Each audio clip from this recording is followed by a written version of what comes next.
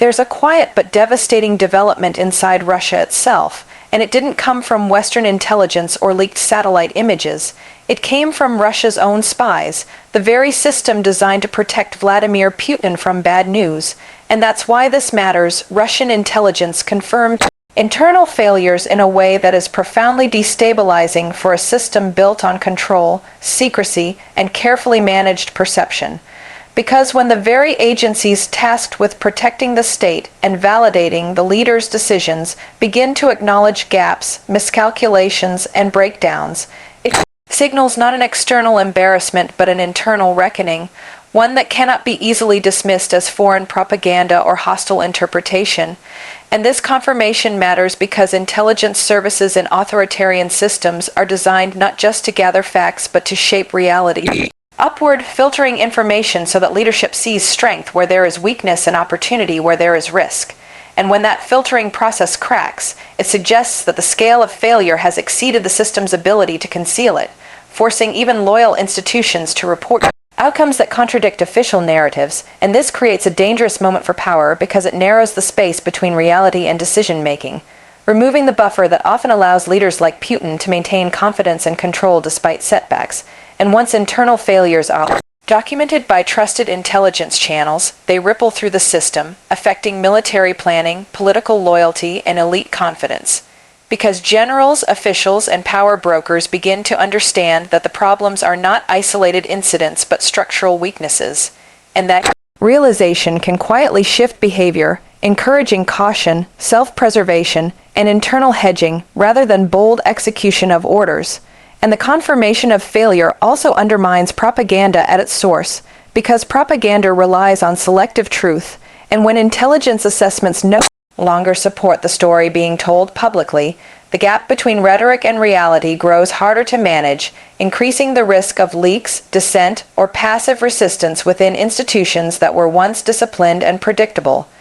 And this is particularly significant in wartime, when intelligence credibility is directly tied to battlefield outcomes, resource allocation, and strategic timing, because flawed assessments lead to flawed decisions, and the acknowledgement of those flaws signals that previous assumptions may have already cost lives, territory, or leverage. And as this awareness spreads internally, it reshapes how future orders are interpreted, executed, or quietly delayed, and that erosion of certainty is itself a form of weakness, one that adversaries do not need to create because it is emerging from within. And ultimately, when Russia's own spies confirm internal failures, they are not just reporting facts. They are unintentionally revealing that the system is straining under the weight of its own contradictions. Where loyalty conflicts with accuracy and optimism collides with outcomes, leaving leadership exposed to the one thing it fears most, an unfiltered view of reality that cannot be commanded away.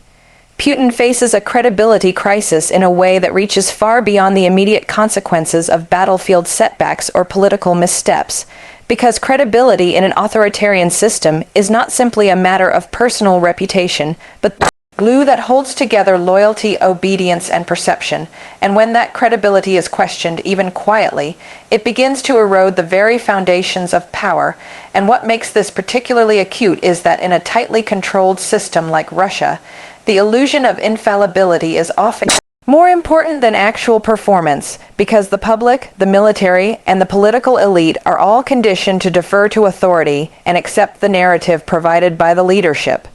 And once internal intelligence reports begin to contradict that narrative, once those closest to Putin recognize that outcomes do not align with promises or expectations, the perception of control starts to slip. And perception in such systems is everything, because it drives behavior, loyalty, and the willingness of key actors to take risks or make sacrifices. And when that perception is fractured,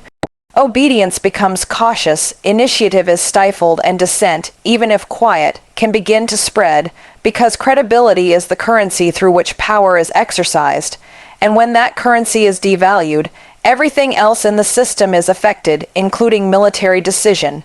making, bureaucratic efficiency and elite alignment, and in the context of a war, this is doubly dangerous because a leader whose credibility is in doubt can find it difficult to mobilize resources effectively, inspire confidence among commanders, and maintain the momentum necessary to execute complex operations, and the internal acknowledgement of failures by Russian intelligence magnifies this problem because it removes the buffer of plausible deniability, forcing leaders to confront realities that they would prefer to manage indirectly through messaging or propaganda, and as credibility erodes, so does the ability to control the narrative, because propaganda relies on the audience believing in competence, foresight, and inevitability.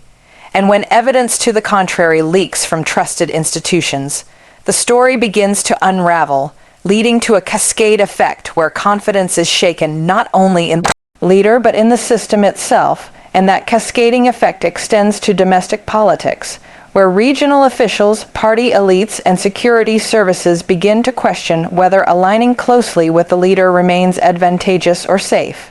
And when that questioning grows widespread, it can lead to factionalism, passive resistance, and subtle obstruction, all of which further undermine credibility, and on the international stage, the crisis becomes equally pronounced because foreign governments, adversaries, and analysts adjust their calculations based on perceived strength, competence, and coherence, and when a leader's credibility is in doubt, it emboldens opposition, encourages sanctions, and reduces the effectiveness of diplomacy, because counterparts are less willing to take commitments seriously or trust statements made, knowing that they may be contradicted internally, and this creates a feedback loop where internal doubts reduce external influence, which in turn amplifies internal anxiety, and as the crisis of credibility deepens, it forces leadership to make increasingly visible demonstrations of control, often through high-profile decisions, military escalations, or aggressive rhetoric, which may temporarily mask doubts but rarely resolves the underlying issue, and in fact, such moves can exacerbate the problem by exposing gaps between words and reality, highlighting failures in execution, and signaling desperation, and that is why a credibility crisis is not a minor inconvenience in an authoritarian system, but a structural vulnerability, because the entire machinery of power depends on the leader being perceived as competent, informed, and capable of managing crises, and when that perception falters, it undermines the authority that enforces discipline, coordinates strategy, and sustains loyalty, and once loyalty begins to waver, the system is forced to rely on coercion rather than consent, reducing flexibility, increasing risk, and making errors more likely. And in a wartime context, the stakes are even higher because credibility influences morale, command effectiveness, and the willingness of the military to accept casualties in pursuit of strategic objectives, and without it, strategic paralysis, miscommunication, and hesitation can dominate decision making, creating opportunities for adversaries to exploit, and as the credibility crisis spreads, it reshapes not only political behavior but societal perception, eroding trust in institutions, generating uncertainty among citizens, and creating an environment where rumors, leaks, and dissenting narratives gain traction, which further undermines authority and feeds the cycle of doubt. And ultimately, when Putin faces a credibility crisis confirmed by his own intelligence apparatus, it is not just a personal challenge but a systemic threat, because the effectiveness of governance, military operations, and domestic control are all intertwined with perception. Loyalty and belief in competence and the erosion of credibility sets in motion a chain reaction that can quietly, persistently, and irreversibly weaken the foundations of power over time. Intelligence contradicts propaganda in a way that strikes at the heart of how authoritarian regimes maintain control, because propaganda in such systems functions not merely as information, but as a carefully constructed narrative designed to align perception with the objectives of the leadership. And when intelligence reports begin to contradict that narrative, the very mechanism of influence that sustains power starts to unravel, and this is especially dangerous because the purpose of propaganda is to create coherence between what people are told and what they perceive, to make failures seem like victories, setbacks appear manageable, and threats seem contained, and when intelligence data openly or subtly undermines this coherence, it introduces doubt, confusion, and cognitive dissonance within the political system, the military, and the general public. And that doubt spreads quickly because humans naturally seek patterns and consistency, and when those patterns no longer match what is being reported, the perception of authority is eroded, and in the context of Russia, this effect is magnified because the state has relied for decades on controlling both the flow of information and the interpretation of events, creating a carefully managed environment where external failures can be reframed as strategic necessity or moral victory, and when intelligence contradicts these reframings, it forces decision, makers and citizens alike to confront discrepancies they may have been trained to ignore, and this confrontation is destabilizing because it undermines the implicit social contract of obedience and trust that underpins authoritarian governance, and once cracks appear in that contract, loyalty becomes conditional, skepticism spreads among elite actors, and compliance may begin to be motivated more by fear than belief, weakening the effectiveness of governance. Military coordination and public messaging, and this is compounded in wartime because propaganda serves as a force multiplier, sustaining morale, controlling expectations, and guiding strategic perception.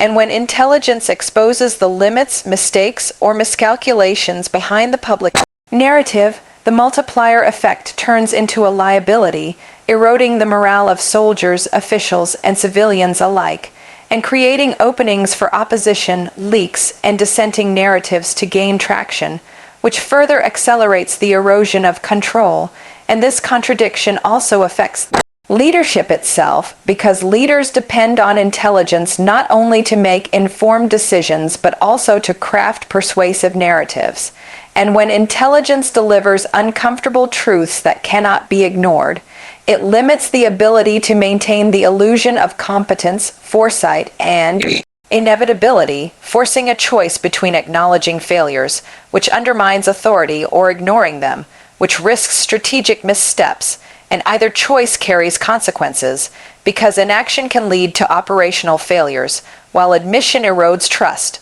both domestically and internationally, and in addition, contradictory intelligence influences the behavior of military commanders, advisors, and bureaucrats, who must reconcile the facts they receive with the orders they are given and the narrative they are expected to uphold, and that reconciliation can produce hesitation, passive resistance, or selective reporting, all of which further weaken the system, and as contradictions mount, the information environment becomes increasingly fragmented, with different actors operating on different assumptions, creating misalignment in strategy, execution, and expectation, and this misalignment magnifies errors, delays, and unintended consequences, which adversaries can exploit, and internationally, the contradiction between intelligence and propaganda shapes how other governments, analysts, and media outlets interpret Russia's capabilities, intentions, and credibility, because when the state narrative is demonstrably inaccurate, external actors are emboldened to test boundaries, apply pressure, or challenge statements, knowing that inconsistencies are likely to appear, and that reduces leverage, increases scrutiny, and amplifies the perception of weakness, which feeds back into internal calculations, increasing anxiety, defensive posturing, and risk-averse behavior, and over time, the persistent gap between intelligence and propaganda transforms the political and operational environment, creating a cycle in which credibility is eroded.